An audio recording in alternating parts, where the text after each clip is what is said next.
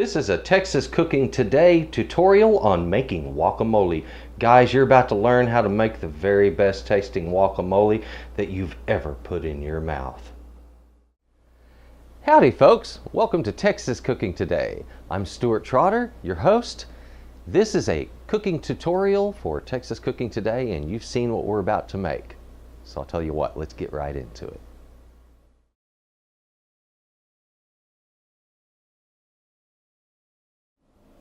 Hey folks, this is Texas Cooking Today and I'm Stuart Trotter. Hey, we're going to be making a fantastic dish today. You've already seen it, it's guacamole, and guacamole is fun to make. It's easy to make, it's delicious, it's super healthy. Okay guys, this is like a win-win dish. Now here's the thing, it's the beginning of 2018 and I thought, you know, let's make a dish that's good for the Super Bowl, a dish that's good for football, a dish that's good for kicking off 2018, and a dish that, well, you can just make it year-round because it's good during any season. Okay, so what we're going to do today is make a fantastic guacamole. I want to teach you how to make it from scratch, and I'm going to teach you how to make the best tasting guacamole. You're not going to want to go out to the restaurant because frankly your guacamole is going to be better than theirs. Okay, so let's get in the kitchen and get busy cooking this sucker up. Come on, let's go. All right guys, as you can see, some beautiful looking stuff here. So we've got some cilantro and onion and of course avocado. You can't make a guacamole without avocado. If you want to use tomatoes, they're there, right? And we got some garlic, lime juice, salt, pepper sauces, and olive oil. Now look, you don't have to use all of these pepper sauces. I got several out so that you understand you've got choices on this. All right, that's the thing. That's one of the ways that you sort of mold your guacamole to your taste, is you pick out the pepper sauce that that you like the most, and you use that one in your dish. So if you like Tabasco best, go with Tabasco. Me, I like Tabasco, I like Cholula. I don't like touting brand names, but the thing of it is I'm not trying to promote anything here. I'm just simply saying it's your choice. And your choice is going to influence your guacamole so that it becomes yours, okay? So what we have, some very good ingredients. Let's get busy making this wonderful guacamole. Guys, we have to do all of our chopping and cutting first. Remember, that's our garde-manger work, our prep work. So let's get it done first. Come on. Now guys, let's get busy processing our garlic. First thing, we got to remove that paper from the outside. So let's just give it a little bit of a twist and that comes right off, see? When it crackles, the paper pops off. Yeah, there's not a lot of chefs that teach you that one, huh? Neat trick. Once we have that paper removed, let's go ahead and remove that scab. And what I want to do is to mince these. However, if I just go to chopping them, they're going to bob around on me, so give them a bit of a crush. It doesn't have to be tremendous, just to keep it from moving around, and gently start chopping away. Now if you'll notice what I'm doing with my knife, instead of choking up the way I normally teach with knives, I've pulled back to the back of that handle. And I have my fingers on the back part of the knife up here towards the end. Now what that's doing is that's controlling the motion of the blade this way, as well as putting pressure down on it so I get a good rocking motion here in a moment. So to mince with your knife, I recommend a fairly short blade, no longer than about 8 inches, okay? This is a Santoku and these work really well. So does a Nikiri because it's got a very flat edge and it's just slightly shorter than this. But they need to be offset from the handle. That's the real trick on a knife to do this particular technique the best way. Keep that thumb tucked under when you're doing this.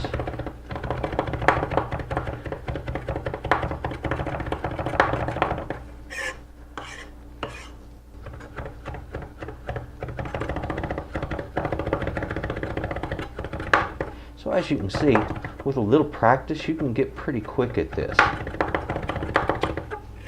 And it doesn't take a whole lot. It's just a matter of give it time. When pushing things off of that edge, push away from the edge, not along the edge, okay? Like that. You'll notice the way I use my knife. It looks kind of scary, and for some, I'm sure it might be. Once you get used to it, you'll enjoy it.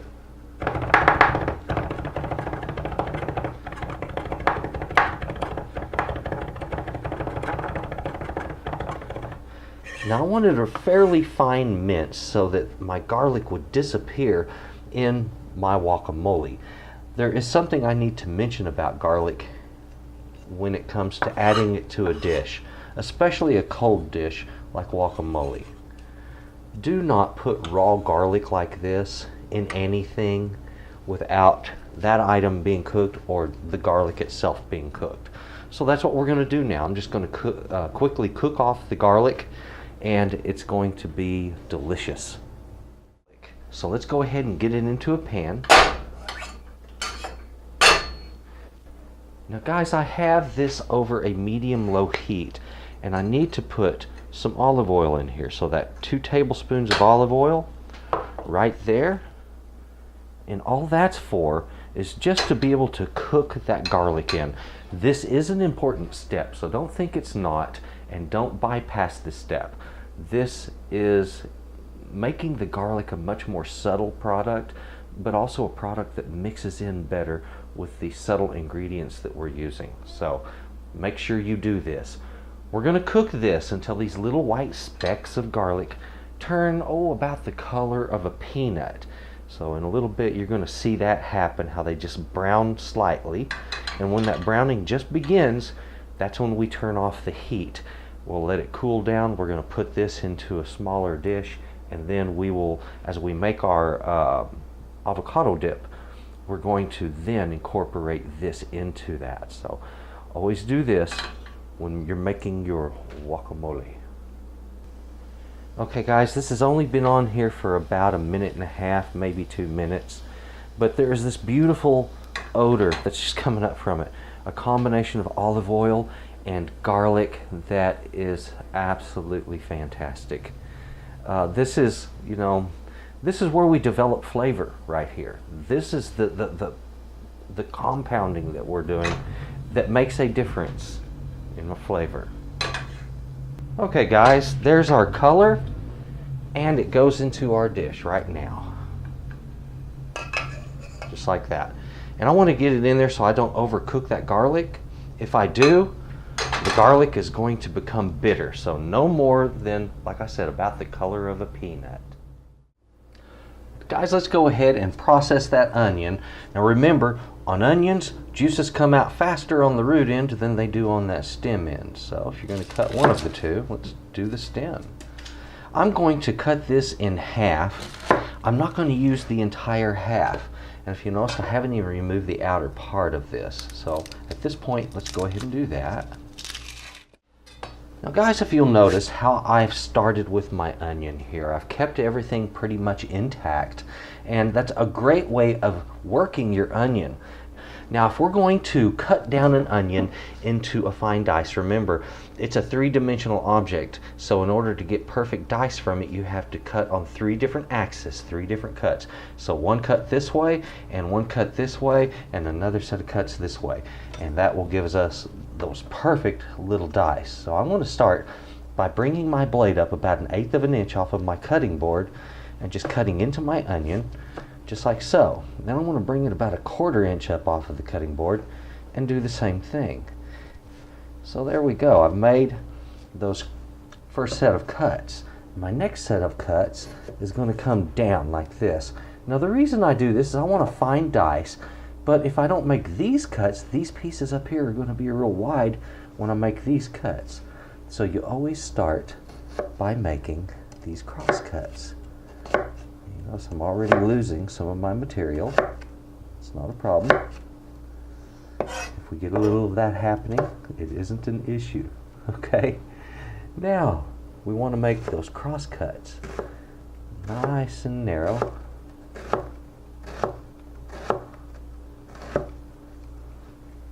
needed what? About a quarter of a cup. That's a quarter of a cup right there, guys. Now guys, as I mentioned, we need cilantro in this dish. So what I want to do is I want to chop up a bit of this. And if you notice, I just gather the whole bunch, the leaves together, and with my knife, pinch the blade to hold it up close. You want to choke up on that handle. And with a rocking motion, gently creeping your fingers back. Remember, we're only needing a couple of tablespoons. And I think I'm about there. There we go. So now I have my cilantro ready to go down into my guacamole. Guys, it is time for us to process our avocados. Now when you're picking your avocados, you want them to not be mushy. You want them to be firm but to dent lightly and easily. And they need to be sort of a darkish color with just a slight amount of green left in it, but just barely. And pull back on the stem if it's there. If it's still a light tan color or greenish color underneath that stem, well, that's a very good sign that you've got a decent avocado. Okay, in other words, that it's probably still good and fresh. See, that one's greenish. And that one is a little more to the tannish side, but it still has some green in it. This one is tan, see? All right, so we're going to cut these open. When you're cutting into an avocado, don't press down hard with your knife. There's a large pit in the center of it. So go ahead and just gently slice into it, and you'll feel that pit. Then rotate your knife around, okay? That's all you have to do. Give it a twist and it pops open. Isn't that nice and clean? Let's do that a couple more times.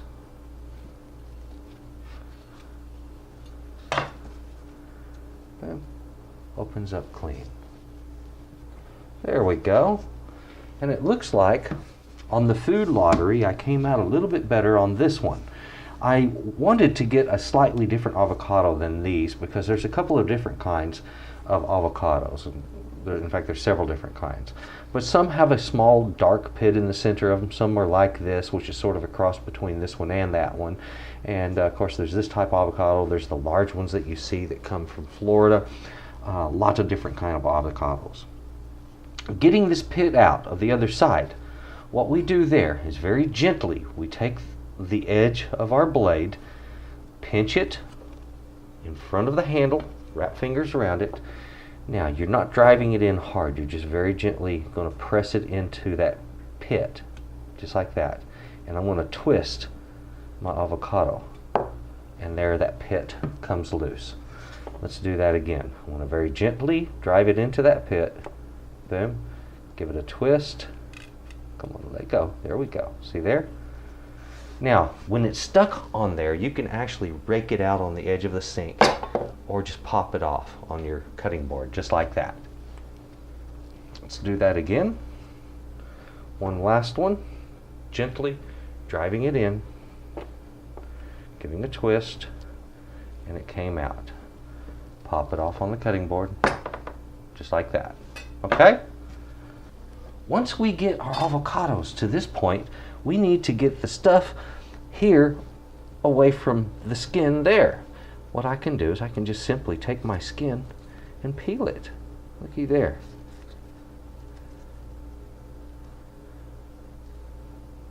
As you see, this is not too difficult. There we are. So go ahead and do all of your avocado the same exact way.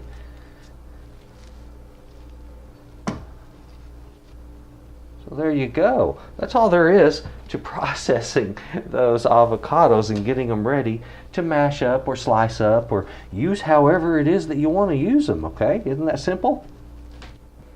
Now guys, I have placed our avocado halves into the bowl, and I have the rest of our ingredients right back here all ready to go. Now this is important. Whenever you're cooking anything, go ahead and get all of your measuring done up front. That way when it comes time to cook, you don't have to stop.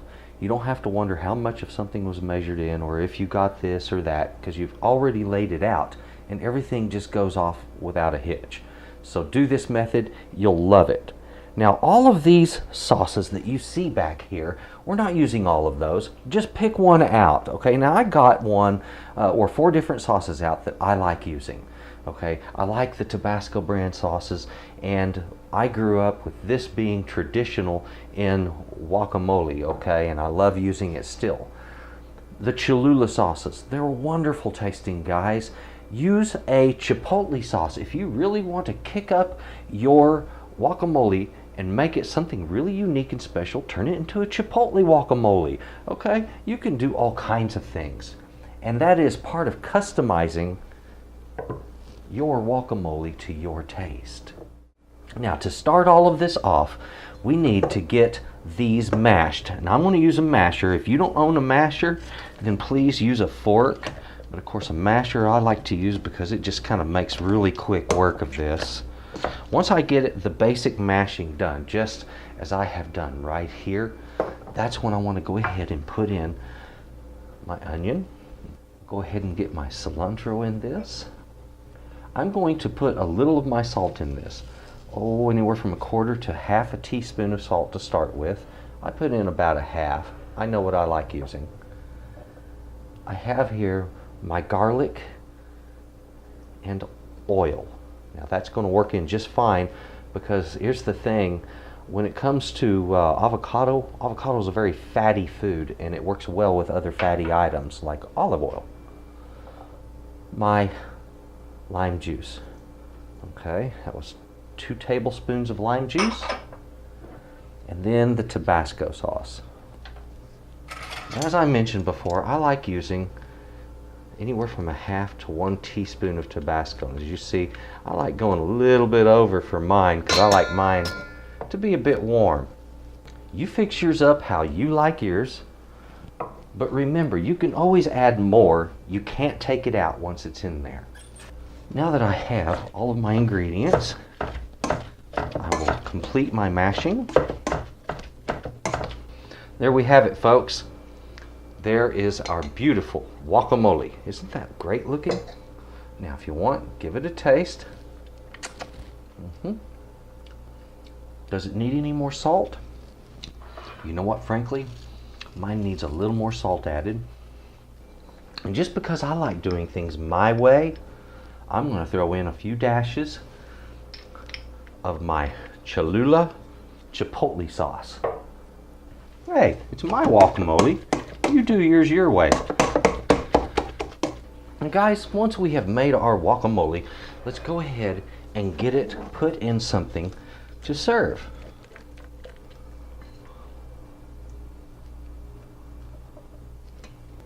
You know, sometimes you just want that dish to stand out and look a little bit special, right? So let's do that.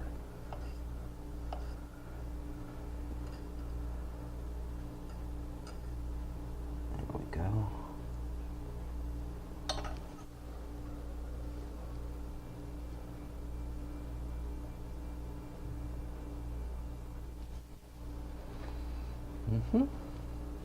There we go. Give it a little decoration for life and love. Okay guys, the measurements that you need for this recipe on all of these ingredients, you're looking for, first of all, your cilantro over here, about 2 tablespoons of fine chopped cilantro. Now in some countries that's also called fresh coriander, all right? The onion, you're going to want a couple of tablespoons to 1/4 cup. Now I like to use 1/4 cup of minced onion or fine diced onion. So that's the way to go on that one. The avocados, 3 to 4 medium-sized avocados. We have some grape tomatoes here. You can use those either for a garnish or you can use them in the dish. If you put some in the dish, do a medium dice on that and use about 1/4 cup on those. All right, 2 cloves of garlic, 2 tablespoons of lime juice, 1/2 to 1 teaspoon of salt, 1/2 to 1 teaspoon of your choice of hot sauce. And the olive oil, we're going to use a couple of tablespoons of that with, of course, the garlic to make for a wonderful situation. Now, that's your ingredients list. All of the measurements right there. Folks, as you've seen, this is beautiful and it's delicious, so please enjoy it. Oh, that is it right there, guys. Beautiful, beautiful guacamole dip. If you're going to make guacamole, do it the right way, okay? Now, this one is a winner, and I guarantee you, this one is going to impress everybody that you feed it to.